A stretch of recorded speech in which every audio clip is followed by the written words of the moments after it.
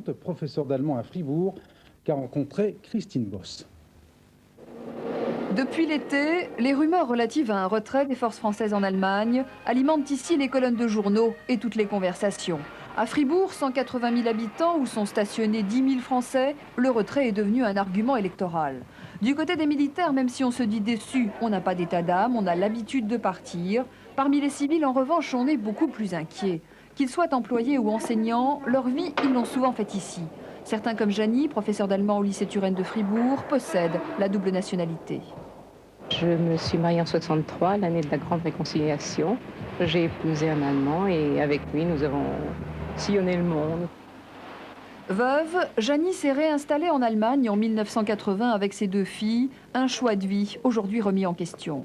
J'ai quitté la France quand j'avais 19 ans. Je n'ai pratiquement plus de famille là-bas.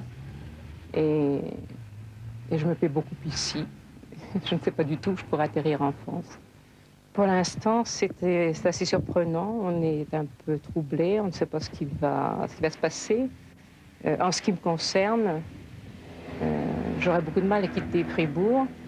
Et j'envisage même d'y rester si c'est possible et d'aller travailler peut-être à Strasbourg ou à Colmar, de faire les allers-retours.